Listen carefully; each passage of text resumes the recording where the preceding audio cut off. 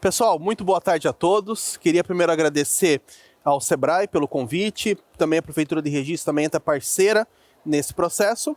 Eu sou professor também, sou professor do ensino superior, mas também já dei aula no ensino médio. Sou engenheiro agrônomo de formação aqui da segunda turma da Unesp de Registro. Cresci em Cananéia, mas com 17 anos de idade vim para Registro. Então aqui eu estou falando com colegas. Eu quero que vocês pensem um pouquinho dessa forma. Eu vou fazer uma pequena provocação aqui sobre esse termo Invest Registro, turismo, desenvolvimento econômico, em parte porque eu estou aqui na Prefeitura de Registro também, junto com o nosso secretário aqui, o Rafael Moraes, Totito, Nikima, que compõem essa equipe do desenvolvimento econômico, e hoje eu vim conversar com vocês, mas com esse olhar de colega de vocês. Então, vamos bater um pouquinho esse papo aqui. Esse programa, Invest Registro, é um programa que nós devemos lançar nos próximos dias aí, com um programa de aumento dos investimentos na cidade, mas ele tem uma perspectiva muito regional. Por isso a questão do turismo, ele é um ponto importante, porque nós acreditamos dos pilares de desenvolvimento do Vale do Ribeira. Só que, quando nós falamos em desenvolvimento, essa palavra é uma palavra um pouco capciosa. Aqui? Melhorou? Melhor? É um pouco capciosa. O que significa desenvolvimento de fato? Nós sabemos, por exemplo, que existe uma questão de crescimento econômico.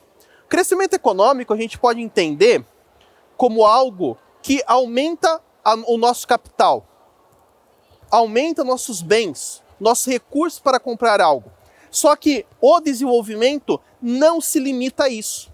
É plenamente possível você aumentar seu salário, aumentar quanto as pessoas têm, e você não gerar um processo de desenvolvimento. Porque a ideia de desenvolvimento, como eu disse, é uma palavra um pouco capciosa, a gente pode discutir bem o que significa na prática o desenvolvimento,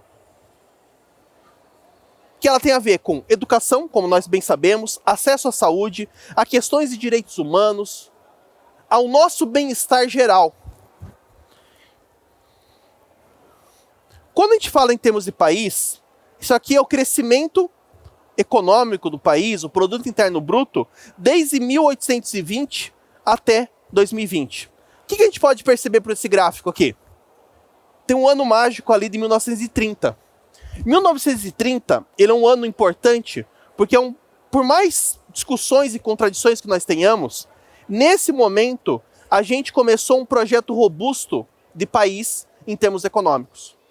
Aqui nós resolvemos diminuir nossas dependências externas e construir aqui no nosso território, no nosso país, um projeto relativamente autônomo de desenvolvimento. Isso nos levou a ter um crescimento econômico de 1930 aos anos 90, 1980, por aí, maior do que a China tem hoje. Se nós pegarmos em termos históricos, a China é aqui.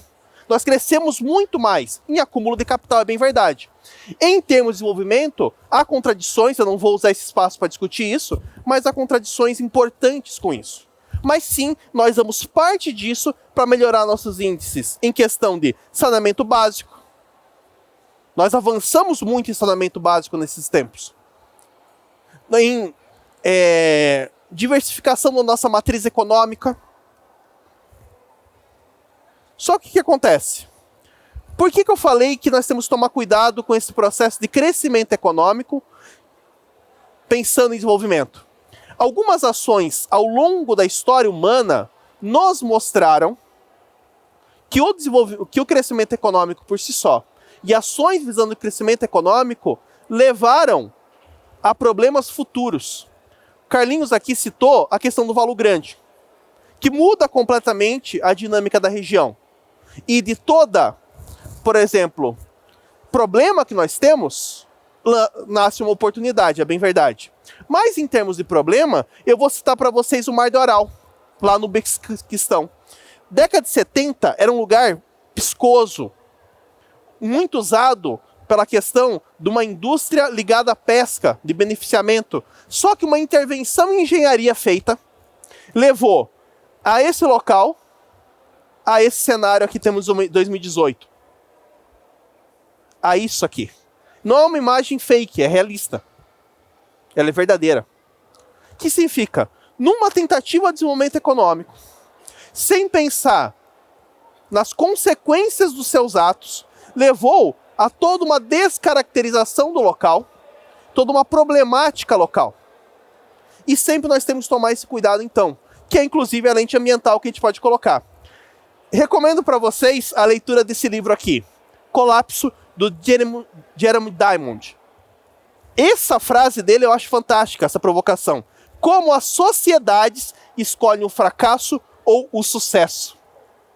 O que é isso, fracasso ou sucesso? Em termos de sociedade, em termos alimentares, em termos de congregação daquela comunidade. Então, ele usa vários exemplos interessantíssimos, alguns com falta da água, o que levaram ao uso desse recurso de maneira que a levou a colapsos sociais. Mas um ponto que era muito interessante e pouco falado, Carlinhos. O genocídio de Ruanda em 94. Esse genocídio que aconteceu foi em conflitos entre etnias diferentes, lá em Ruanda, na África. Só que pouquíssima gente fala de um ponto, de um background, de um painel de fundo que existia. Uma profunda crise ambiental que houve, de seca no local, que levou o quê? A ter recurso escasso. Recurso escasso, pouca comida, pouca água, e isso levou a um conflito generalizado, que conflitos anteriores, do ponto de vista étnico, que vem de um passado colonial, se agravaram, que levaram à morte de pessoas mesmo. E por que eu estou colocando isso como uma perspectiva para nós? Novamente, como que se dá a questão do crescimento econômico versus desenvolvimento? Eles podem sim estar alinhados, é muito mais fácil desenvolver quando você cresce economicamente. Não tenho a menor dúvida disso. Mas não é uma questão sine qua non. Não é simplesmente porque nós estamos crescendo que nós estamos nos desenvolvendo. E aí vem uma perspectiva extremamente interessante. A ideia do desenvolvimento sustentável. Essa palavra tão dita, repetida, e nós como educadores ouvimos falar muito sobre isso. O que é o tal desenvolvimento sustentável? É uma tentativa de você ter o quê? 3 grandes pilares nesse processo. Um desenvolvimento que seja ecologicamente correto, respeitando então questões ambientais e recursos, mas ele seja ao mesmo tempo o quê? Socialmente justo, para que a gente não tenha esses conflitos sociais que a gente vê que pode levar realmente a problemas fratricidas e economicamente viável. Quando a gente tem esses 3 pilares, ele se torna sustentável no tempo. Esse ideal de desenvolvimento sustentável, ele é muito propagado. Mas, como ele pode ser realizado? Eu penso que do ponto de vista educacional, e quando eu falo educação, eu não estou falando restrito à sala de aula, à escola como um todo, mas eu falo como um esforço coletivo de uma sociedade. 3 perguntas são muito interessantes de começar a desenvolver. A primeira é, quanto custa? Sempre será um fator limitador. Sempre será. Toda sociedade que tem um mínimo de mercado, ela vai ter esse ponto. Quanto custa para você adquirir um dado bem? Carlinhos falou muito do artesanato. Para alguém comprar no artesanato, ele tem que ter o mínimo de recurso para que possa adquiri-lo. Então, quanto custa um fator? Sim. Só que ele tem 2 outras perguntas que devem estar associadas. A quem remunera? Carlinhos falou muito sobre a questão de pertencimento, de identidade. E ele é um fator importante. Quando você pega um agricultor do sul da França, ele criou uma identidade tão forte que ele se paga um valor um pouco mais alto pelo produto local, mas ele tem dentro de si um sentimento de realização que ele está remunerando a sua própria comunidade, o seu vizinho, a sua compra regional. Isso é um fator que não foi inventado agora. Os Estados Unidos lá atrás, no século XVIII, depois de XIX, tinham tratado sobre isso. Tem um camarada chamado Alexander Hamilton, que ele discutiu isso no Congresso, falou, mas precisamos fazer as compras entre nós. E isso foi muito forte na construção do que eles são hoje. Só que tem um terceiro fator que é indispensável atualmente, que é aquilo que levou a questão do Valo Grande, que é o que levou a questão do Mar de Aral, que eu coloquei. Veja exemplos tão distintos, aparentemente geograficamente, e tão parecidos em conceito. É amistoso ao meio ambiente, como em questão de natureza, na origem e no rejeito? Como que eu estou usando aquele recurso natural? Como que aquilo que eu deixei de usar será alocado? Essas 3 perguntas poderão formar o consumidor do futuro. E eu acredito que elas poderão levar ao sentido prático do desenvolvimento sustentável. E digo mais a vocês. Se tem uma região, eu não diria nem no Brasil, no mundo, que pode ser a imagem prática, que pode sair isso do abstrato do desenvolvimento sustentável para algo concreto, palpável, é a região do Vale do Ribeira. Quando nós colocamos a questão do nosso isolamento geográfico, óbvio, há toda uma discussão sobre esse cenário, mas criou-se o quê? Algo muito particular. Como acontece com organismos vivos que se isolam e têm suas particularidades, assim é o Vale do Ribeira. Então nós temos a maior concentração de unidades de conservação de maciços vegetais do estado de São Paulo e possivelmente a Mata Atlântica do país. Isso é uma pequena discussão com o sul da Bahia, mas que com um mosaico fantástico, ambiental, cultural e outros. Olha isso aqui. Tanto em ambientes aqui. Tudo isso é numa região a menos de 100 km de distância. A menos de 100 km você está nas últimas dunas do estado de São Paulo e nas cavernas aqui na Caverna do Diabo. Temos o Rio Ribeira, que ele tem toda uma história em volta dele. Tudo isso aqui, pessoal, com esse mosaico, com essa fisiografia, é muito difícil a gente encontrar um outro lugar no planeta que tenha essa caracterização. Só que não para por aí. Eu sempre gosto de frisar que a Constituição brasileira, ela coloca um conceito de meio ambiente que ele não é só um meio ambiente do ponto de vista natural. Ele fala num outro meio ambiente que é cultural. É uma paisagem. A nossa cultura, o nosso modo de viver, as nossas experiências também são, perante a lei e perante a Constituição brasileira, considerado meio ambiente.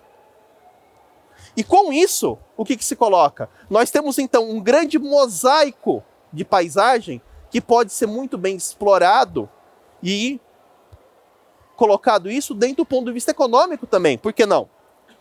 Nós temos sim localização como nós estamos à beira da principal rota do Mercosul, aqui é BR-116, é bem verdade. Temos aqui a localização de registro. Estamos muito próximo a 2 grandes centros urbanos, duas grandes capitais. E temos uma diversificação de produtos de agricultura, como banana, chá, palmito, seja jussara, seja pupunha. Tudo isso faz parte do quê? Novamente, desse grande mosaico que eu estou colocando. Só que quando a gente olha aqui para o Vale do Ribeira, a gente percebe que algo que é pouco falado, o nosso setor de serviços, ele é extremamente forte. Por quê? Justamente esse setor que faz a comercialização, que pode levar tudo isso que nós colocamos a ter um sentido de distribuição de renda. Quando a gente pega os nossos números de turismo, eles vêm crescendo. É bem verdade. Se nós pensarmos aqui 2017 a 2022, ele praticamente dobrou. Nós crescemos 91%. E nós estamos começando a abraçar isso. Ontem, nós tivemos a inauguração do PIT. O PIT, nosso ponto de informação turística, peguei uma fotinho rápida de ontem, ele não é um ponto de informação turística que ele se limita a registro. Ele é um ponto de informação turística que ele abraça o Vale do Ribeira. Ele se reconhece com essa identidade do Vale do Ribeira. E nós temos, então, toda uma grande oportunidade de registro, sim, ter um local de recepção e distribuição para toda essa diversidade. E aí entra o nosso programa. Quando nós pensamos em turismo e economia criativa, nós temos uma grande possibilidade. Se eu pegar aqui e mostrar o que a Coreia fez, todo mundo agora, ou parente ou filho de vocês, deve estar assistindo uma série coreana, ouvindo uma música coreana ou morre de vontade de comer uma comida coreana. Isso começou lá em 93. Quando no filme Parque dos Dinossauros, um carro coreano foi colocado na imagem e percebeu que eles vendiam mais. Eles usaram então um grande programa, usando o Estado, financiando, pensando em recurso, crédito, etc., para criar esse processo que hoje eles estão colhendo seus frutos. Que é o quê? Usar a sua cultura, e nós temos isso, que podemos usar para falar, opa, eu tenho um lugar no mundo, eu só consigo ser senhor do mundo se eu souber de qual vila eu vim. E olha o crescimento coreano da década de 50 aos anos 2020. Não foi só a educação como se propaga, é um grande projeto que foi instalado, e essa economia que nós estamos discutindo aqui hoje foi parte desse processo. O que estamos fazendo aqui hoje e conversando com vocês faz parte desse ideal, de como a gente consegue nos valorizarmos. O programa Investe Registro, que será lançado logo mais, ele tem essa perspectiva também, de trazer benefícios para que as pessoas possam investir em vários setores. Aqui está a identidade visual desse programa, e ele pega vários setores, desde os mais clássicos, assim, questões de turismo e economia criativa. A lei nossa traz economia criativa. Nós criamos processos de desburocratização para que isso torne rápido e fácil, para que a gente possa diversificar. E as tecnologias? Como nós vimos aqui, nós temos processos de desenvolvimento que podem se agregar com isso. As crianças de manhã, se vocês virem, ou agora vocês estão ouvindo os barulhos aí, as manifestações, vem desse contato, de como que a gente consegue aliar a algo hoje que não dá para a gente negar. Que é o WhatsApp, que é o ChatGPT, que é o que for, dentro disso, essa questão. Então não devemos negá-los, devemos congregá-los. Nós participamos, inclusive, até de pontos como pensar nas nossas margens da BR-116, para que a gente possa não destruir aquilo que foi mantido, mas que num processo de ocupação ele seja sustentável e ele respeite as nossas características. Então, com isso, fiz uma pequena explanação geral sobre tudo. Queria deixar como mensagem final apenas o seguinte.